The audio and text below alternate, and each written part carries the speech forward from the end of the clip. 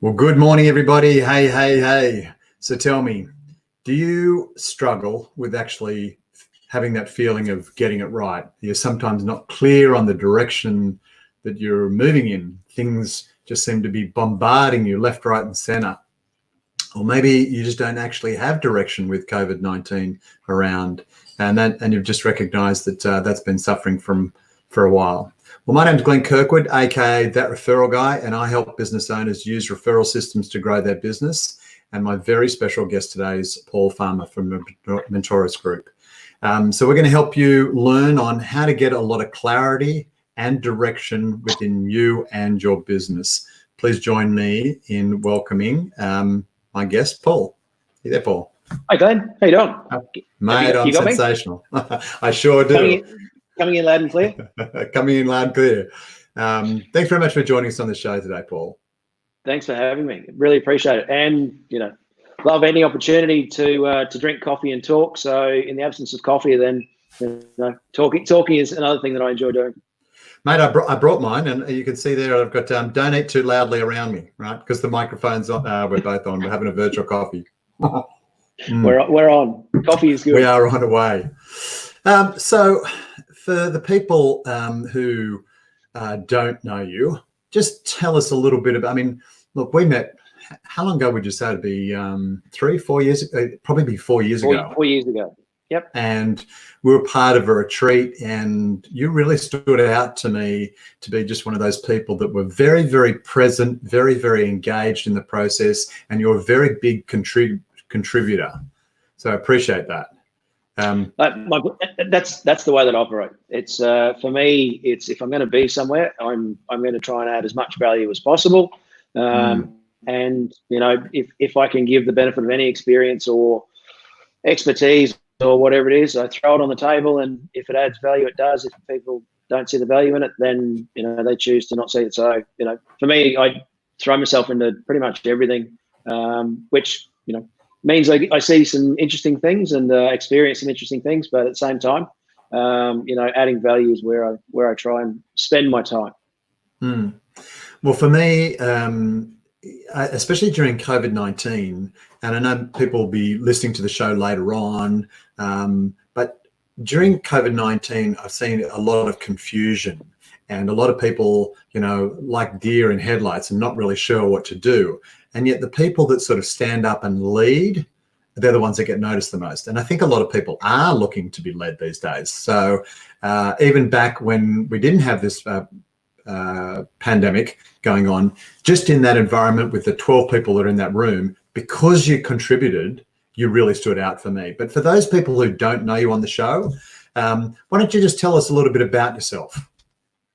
Okay. I'll give you a snapshot of the last 46 years. Grew up in a small country town. Parents ran a small business. So I was exposed to small business operations from a young age. Decided that I wanted to be a PE teacher. I have a love for sport. Wanted to be a PE teacher. Didn't quite get the score that I needed back when TE scores were a thing. Some people will know that. Some people will go, "What is this thing you speak of?" So didn't get enough to do PE. So decided what was I good at? Accounting. So I then at that point chose to get a grounding in accounting, which for me was one of the best decisions I could have made. Worked as an accountant, both in here in Australia, but also overseas. Worked in oil and gas for the accounting, financial planning / forecasting, analysis, leadership, and then came back from overseas and did the same thing for 5 years, working for a Canadian company based here in Brisbane. Then got to a point where we got taken over by a company called Repsol, which most people will know associated with motorsport. We got taken over, and at that point, I asked myself, is this really what I want to do? Do I want to be doing 16-hour days, working in an environment where there wasn't a light at the end of the tunnel? So I resigned, spent three months talking to pretty much everyone in the organization about what was going on in their space. and realized that, you know what, I was reconnecting with why I loved what I did, which was helping people.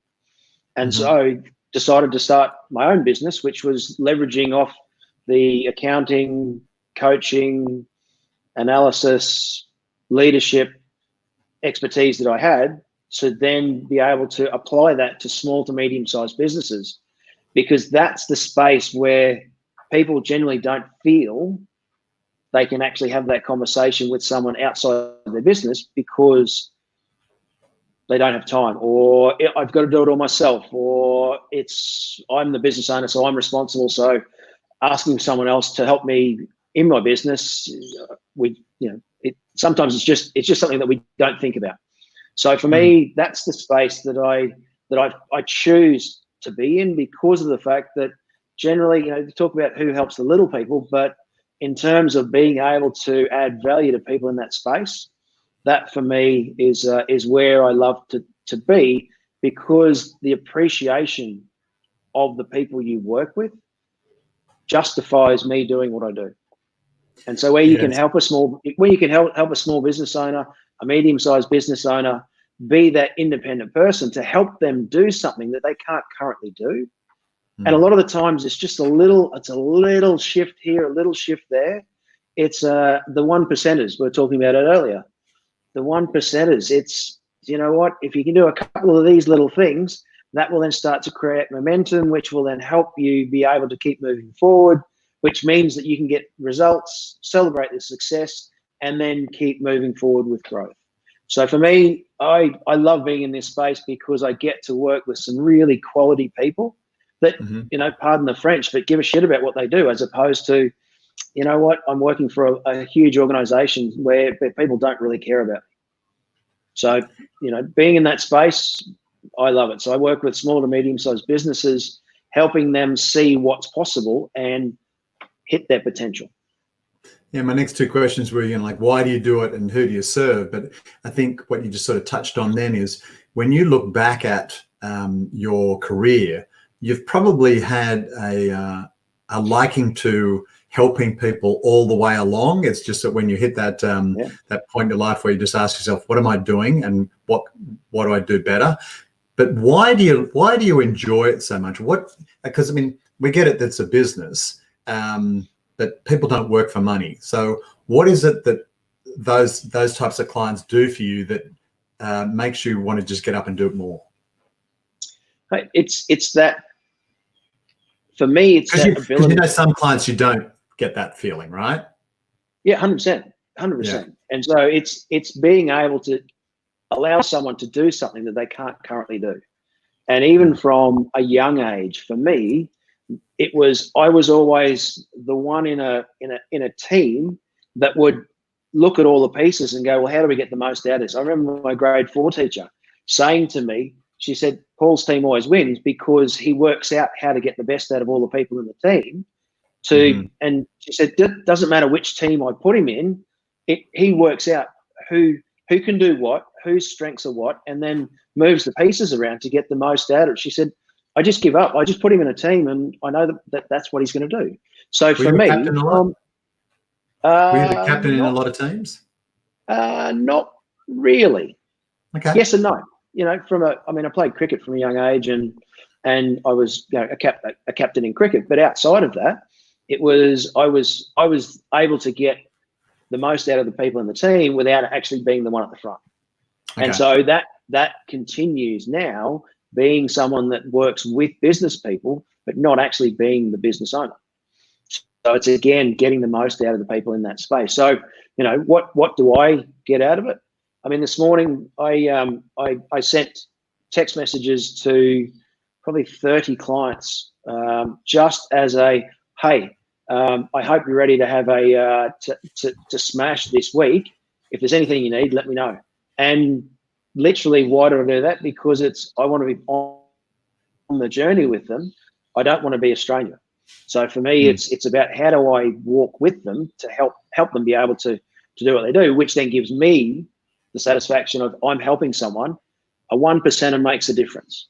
And if that helps them be motivated slightly to go, actually, you know what, I'm going to make that phone call, or I'm going to ring that client, or I'm going to send that quote, or I'm going to follow that quote up, then, you know, that for me is allowing them to do something that this morning may not have been on the radar. It's so funny, for me, that's the driver for me. You just keep on intentionally asking yourself, who do I need to be? Who am I going to show up as? Right. Yeah, great. Hey, so tell me, you're a business owner like the rest of us. What are the biggest challenges in your business, and how did you overcome them? So for me, interestingly enough, and this may not come across, but when I started my business, I hated public speaking with a passion. Hated Really? it. Put me in front of a room full of people, whether it's 5 people, 10 people, 20 people, 15 people, whatever it is. I hated it. I would, you know, as they say, I'd rather be in the box than delivering the eulogy.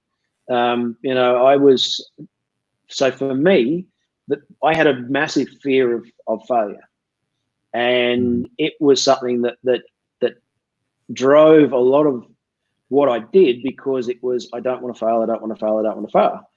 When I started my business, I realized that ain't going to cut it. You know, there is one person that's responsible for this business, and if they're not prepared to learn and be the person that's able to stand up and talk in front of people, you know, either I go into a business which involves me sitting in a dark room processing film, or I learn to be able to tell my story, but also manage the message that I send. So very quickly, I learned how to speak in front of people, and you know, now I love being able to stand in front of people and speak, because it gives me the opportunity to again help them get a little something to help their business. So for me, that was one. Being able to develop a regular client base was another one, because I'd always worked in an environment where the work came to me and I did it, and away I went. Networking for me was, you'd have a beer on a Friday afternoon after work, and that was it. It's like, you know, I network all the time. It's like, I go and have a beer with a few guys and have a conversation about what they're doing and what they're up to and what I'm doing, and you know, but we go back to our jobs and we do what we do. So for me, learning how to network effectively, and the power of being able to include that in my business, because I started my business with no clients, zero, no clients, no clients, no idea, and just with a passion to help people. And for me, it was learning the power of referral partners and networks, and how to get people connected and connecting and things like that, and you know, where to focus when you're networking. And so for me, you know, that has brought an extra level to me, because now I can then help the people in my circles in the same sort of way. If I can put someone in front of someone else that's going to help grow their business or get rid of a pain point that they've got, that then allows me to help add value to them. So, you know, for me, that was huge. And it was amazing how little I knew about how to do that effectively. You know, I think one of our mentors, because we're both involved in the same organisation, Dr. Ivan Meisner, came through with a talk once, and it talked about networking is a skill. Not everyone's born with it, but it's a skill that you can learn. And speaking is the same thing. There's no good speaking gene, but you had the determination that, you know what, if I can get up in front of people, I can tell them my story. That's one of the things that I really loved about what you were sharing then. And going, I just learned that skill, and you've got better and better as time goes on. So tell me, what are the things that you're doing right now to grow your business? Is it more speaking, or you're looking for opportunities? I mean, so and just if you could touch base on a little bit on the types of people that you enjoy working with, or more like the industries. Yep. So for me, looking at speaking is one way that I do look at getting business and adding value through. I do a reasonable amount of networking, again, which involves speaking. but also through, I do some not-for-profit work, which again, being chairperson of a not-for-profit, that then gets me in front of organisations. So helping, again, revolving around helping. In terms of working with clients that I'm currently working with that are able to increase my exposure in terms of their connections. So again, adding value to the people in my circles, which we'll touch on in a minute, but in terms of adding value to my circles, which that then allows those people to be able to then put me into their circles. Okay. So for me, it's getting the message clear, but also getting the message in front of the right people. And we ask about the right people. For me, business owners that aren't big enough to have an internal resource like a management team or a board, because generally those conversations will be had at a board level. But before that, when you don't have the management team or you don't have the board in place, then who do it's like an independent business partner. Who do you have that conversation with? Generally, you either don't, because you go, I've got to suck it up and do it because I'm the business owner and I wear 7 different hats and that's just what I do. Or you have the conversation with someone, every fortnight, every month, just to reset your focus and go, it's good to have someone who going? looks at it from a 30,000-foot view and just sees what you're going on. Look, we've got a couple of people asking some questions. Thanks very much, Fiona, for joining the call. Feel free to type in any questions, because in a moment I'm going to get to Paul to share what he might call the clarity on you and your business. So just feel free to type any questions and I'll bring those in after his particular session. Okay, that's great so far, Paul. Tell me, we're going to, as I said at the beginning part of the show, people losing clarity on themselves or their business or their direction, which is kind of what it seems to me is your area of expertise. What would you be able to share with the listeners today on that particular topic? And I'm just interestingly enough, there's I wrote a piece this morning that is a weekly piece, but it was about where at the moment, where are we focusing? Is it in survival mode? Is it in a holding pattern or a waiting to see what's going to happen? Or are we leading and taking steps to make sure that we're going to come out in front of everyone else when things let's use the phrase get back to normal, but in terms of how do we get ourselves ready so when the gates open, and they may open slowly, but when the gates open, we're ready to go. And one of the things that I've found over the last couple of weeks is that there's a number of businesses have been thinking in survival mode, which is great. So you can either be surviving in a holding pattern or leading. And a couple of businesses they've been in survival mode, but that's because that's where they've been for the last month. Getting them to look at where they were to say, well, are we able to put on another person because we're actually surviving? And are we ready for what's next? Because as where we are at the moment, where our mindset was still in we've just got to keep surviving, but their business was functioning. Business was still happening. They were still bringing on more customers. There was potential for even more customers to be coming on. So they had got themselves into we need to survive this, which is awesome, but then they'd also taken their eye off for what's next. And they'd purely been making sure that they were doing everything they could do to survive, but they'd taken one eye off, okay, well, as and when things start to come back into play, are we able to take advantage of those opportunities? Or are we simply waiting in the survival mode to say, I'm sitting here, I'm just going to wait this out, and then I'll come back into the market and say, well, what opportunities are there? And so for me, it was about getting them to see that they're doing the hard work, but are they able to add that next piece, which will have them getting themselves ready for that what's next? And as a coach and an analyst, and my job is to see what's possible and what can happen going forward. And so getting the mindset of the business owner to be able to think, well, how do we get into that next space?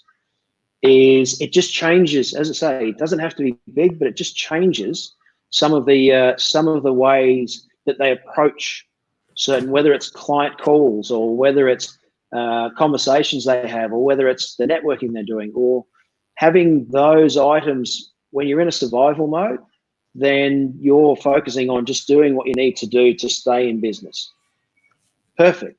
But at the same time, there are also potential opportunities to be able to say, well, okay, well, what are the things we can do now to help us be ready for when, and I'll give you an example. There's a mate of mine's, he runs a cleaning company in Sydney. They clean pubs. So as you can imagine, middle of March, his business went from being 27 pubs cleaned every week to and one office space to one office space, because all the pubs shut down. So speaking to him and working with him, he went, well, I can either sit back and go, holy crap, what do I do now? Or he can go, well, I'm going to be in the survival mode because I've got to do what I need to do to keep viable. But then I'm also going to add in the steps to say, well, when the pubs reopen, how do I be the person that's at the front door with the opportunity to, instead of having 26 pubs, to have 35? And so it's keeping one eye on what potential is coming while you are in the space of doing what you need to do to be able to continue in business. So one of the people in the group has just asked or put a post up sort of saying, it's the what next question is the big one at the moment. Would you agree? It's huge. And there's a lot of uncertainty. Yeah, I get that. Do we know what timeframes are? Not really. Is it going to be a 3-month, 6-month recovery? At the moment, that's, if anyone knows what that is, can they let me know? I'm all for that. But in terms of the uncertainty of what's next, well, can we control that? To a point, not really. But what we can do is we can look at our business and say, well, if we use this opportunity now to get really clear about what our business is, ideal clients, where our referral partners may be, how do we build up our skills to be able to then be offering more when things start to come back online? Then that then is going to put us in a space that allows us to be at the front of the line, as opposed to in amongst the bunch of people that come back into the market at the same time.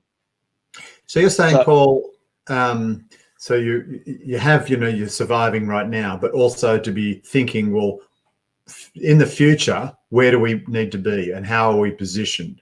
So you've got two situations sort of going on there now, the now and where is it in 3, 6, 9 months, and how are we preparing for that? And that's right, because ultimately at the end of the day, we still need to have something that we're aiming towards. What that looks like. It's probably not being 100% tied to what it looks like, but it's more about the feeling that it'll give you when you are in that space. So, for example, if I rather than saying that I'm going to have a business that has 750,000 turnover, it's going to have 10 staff, I'm going to be exporting into this and this and this and this. It's like, in 6 months' time, what's the feeling that you want from your business?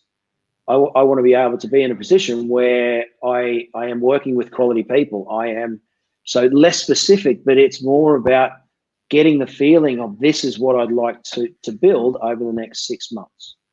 When we get tied before, let's say in January, most people would have sat down, or in December, most people would have sat down and said, right, well, I'm going to do a plan for the next 12 months. Speaking to some business owners last week, they still had that view of, okay, well, we did this in January, so that's what we're aiming for. but they were then tying themselves to something that potentially may not have been, let's call it realistic. It was then something that they were then getting frustrated. It's like, oh, we're not going to be able to hit our targets. Well, you know, rather than saying you're going to do that turnover, it's like, this is the business that I would like to have and this is the feeling that it's going to give me in 6 months' time.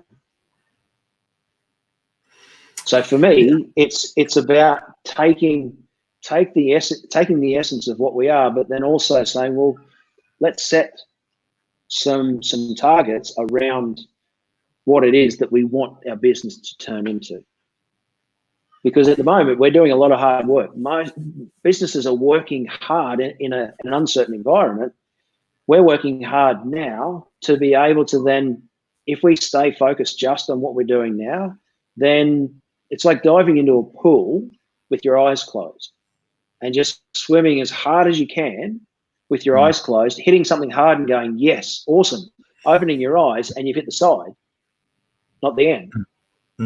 So it's saying, well, you know, what is it that where do we want to take our business? And at the moment, it's a great opportunity to reassess the clients you're working with, the way you're doing things. Are there ways that Zoom, for example, can that be integrated into the way that we operate, rather than having, you know, a number of trade-based businesses that I work with? They're now going, well, rather than me drive an hour to do a quote, I can then jump on Zoom and we can talk through what it is, which means that I'm not spending that hour in a car, or if you're in Sydney, 3 hours, however long it takes, to then go, well, how do I become more efficient by integrating technology like Zoom to be able to have a face-to-face without having to travel an hour and a half, 2 hours? You know, that swimming analogy is a really good example, because down here at Brightling Sands, they have it's not like there's lots of waves, but they have a netted off section there, and I do laps there. And there's no real lanes. So you just swim between one fence and the other. If you don't occasionally lift up your head, you can definitely see how you've definitely gone, you know, with a big turn sort of thing. You don't realize that you could be swimming a lot further than what you need to achieve, you know, backwards and forth sort of thing. So every once in a while you do have to look up and sort of saying, hey, are we on track? The arms are still going to do the motion, but am I going the direction that we want to be moving to? That's right. And I mean, the question was about uncertainty. There is uncertainty there. But also then looking at the things that you can control. You know, we were talking about it earlier. It's like, what are the things that you can control and influence, as opposed to the things that you can't control? And when you focus on the things you can't control, then you get frustrated because you can't do anything about it. So you still need to be very clear. I mean, so like the Better Business Group is something that I hadn't intended on setting up before COVID-19.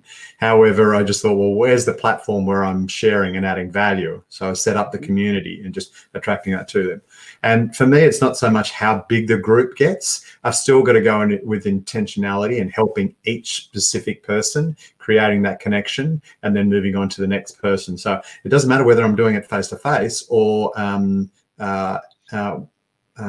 over online, over line. You're still going to be able to do it with intentionality, helping one specific person. It's just different to what I thought was going to be in January. Yeah, and for me, now is a perfect opportunity for people to get really clear on what they want their business to be. Really clear, because it's an opportunity to reset, because you can look at it and go, well, what are the things that I need to do to be able to keep going? But then also, if I'm going to put time, money, effort into building my business now, then who are the people that I really want to work with? What relationships do I really want to build? Because they're the ones that you'll spend more time investing in those, as opposed to investing in relationships that may not necessarily be the ones that ultimately you want to grow going forward. Well, it's a bit like those sending out those 30 messages. You're just growing the relationship every time you send those text messages. And it's kind of, it's easy not to do, and it's easy to do. Just wake up, do the 30 text messages. And the way that they're received is like Paul's thinking about me. And it just grows that relationship and connection so that, when things turn around, you'll be the person that they call. At the moment, trust and cash are the two big currencies in small to medium-sized businesses at the moment. Building trust in a time when things are challenging, then it will give you the opportunity to be able to go forward, have people look at it and go, well, you know what, someone cared about me in a time when I needed it most. Think about when you've had a conversation, or you've done something for someone in a time of need, or you've helped someone. Then fast forward, then it's like, okay, well, there's an opportunity that they go, oh, you helped me out, right? The trust bank is building. So speaking of that, I did ask you, what is something that you could give to our community, and you sent me down something. Is that something you can share with now? Sure. Yep. You're going to share with me the PDF. Yep. Yes. So do you want me to email that, or how do I? No, you can post it to. We can put it in a post as a file in this particular business group. So if you are watching this file, because we're live on YouTube as well, if you can just go to Facebook and search up the Better Business Place and ask to join the group. Obviously, we're only allowing business owners, and I'll make sure that Paul gets that particular file and it'll be put as a post underneath this one. Yeah. Just tell us a little bit about why you designed it. So I designed it because we've been having conversations with business owners about some of the areas, because there's so much noise. Three areas that we can focus on to be able to create an element of certainty within our business. One is about cash flow. One is about community. So looking at the circles around you, but then also looking at your clients, both the client experience, but also potential clients as well.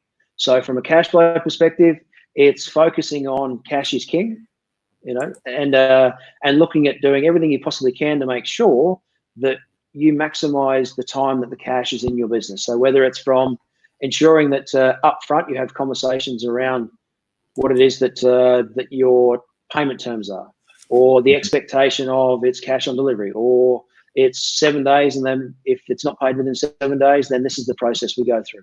So looking to do whatever it is, because as we go through, and the question that came up before, awesome question, the uncertainty around, whether people are able to pay. How do we de-risk that?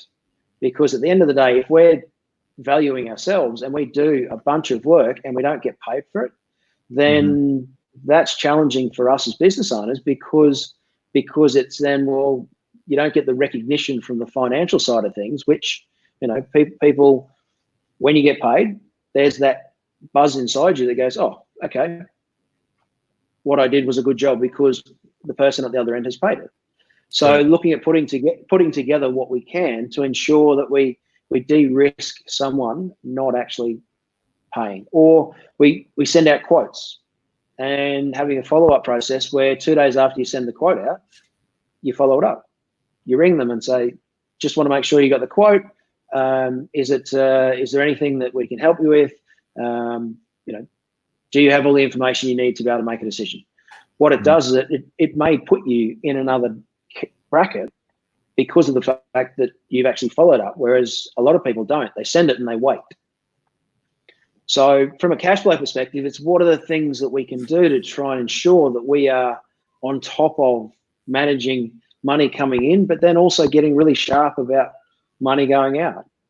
Is that a cost, or am I investing in our business? And so looking at it as a cost versus investment. So, from a cash perspective, those, they may seem simple, and some people might go, you know what, I'm doing that already. That's awesome. A lot of businesses aren't, because they're wrapped up in the noise of all of the, the TV constantly being on, and change and stories and this and that. And, so it's looking at your business and getting an understanding of your business, what drives it, and how you drive, both from a revenue side but also a cost side, how you drive your investment to ensure that you're, I call it squeezing more out of the lemon. If you can get more out of your business by managing cash, money does funny things to people, and if you can manage it effectively, and even just having an understanding of the drivers of your business, it just means that you can stop running it on gut feel, and you can run it based on, I understand how I go about managing my business. So, I sent through a quote the other day to someone, and I didn't put in the prices. I had two options, and I said, click here, and I followed them up, and we had a phone call, and I explained the whole proposal first. And I sort of said, so option one is this, and option two is that.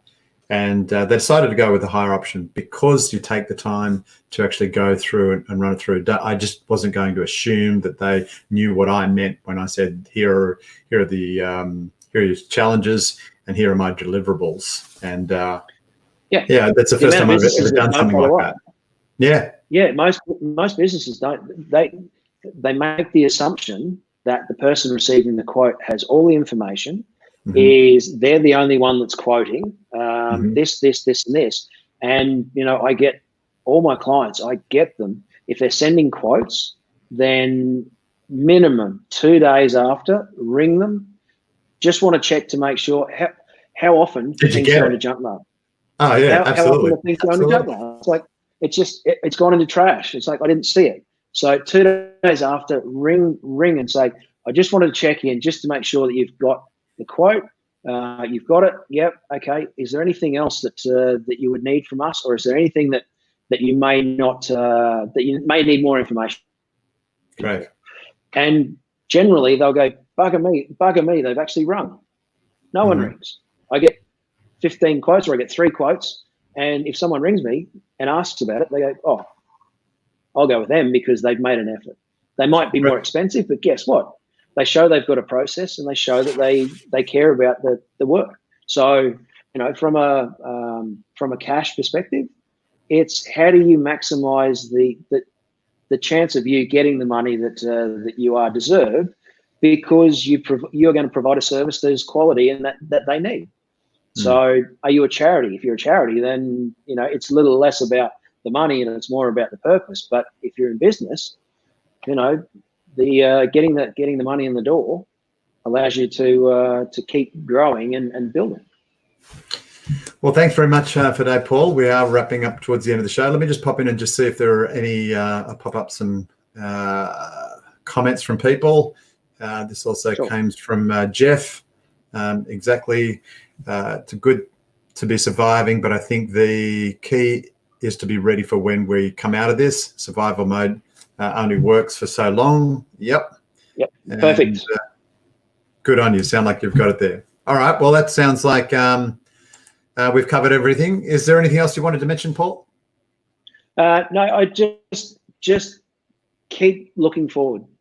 For me, it's about, if you've got an accountant, you should speak to them regularly. If you don't have someone that you can have conversations about, like a sounding board, get one. If you've got someone in your business, then have the conversations, because the conversation that's not had is generally it changes the action that you take. So for me, keep looking forward and think about the people in your circles, because you never know when someone may need that text message or that phone call or that conversation to say, hey, just thought I'd give you a quick call just to check in and see how things are. It makes their day, and as I said, builds the trust back. So, and I just want to thank everyone for allowing me to be on the show. I love what you're doing, and thanks, you're creating a difference to the small to medium sized business, which tugs at my heartstrings, because that's where I love to be. So thank you for having me. Well, I appreciate you being on the show, mate. You're in the group. We'll get on and answer any questions, and I'll pop if you can send. I'll pop that PDF in, so that'd be great. And feel free to reach out to Paul if you want to have a chat with him. you'll get his details down below. So that is, I guess, we'll wrap it up there. So, all right then, my name is Glenn Kirkwood, aka That Referral Guy, signing off with a reminder to make, build, and share connections. I'll see you next time.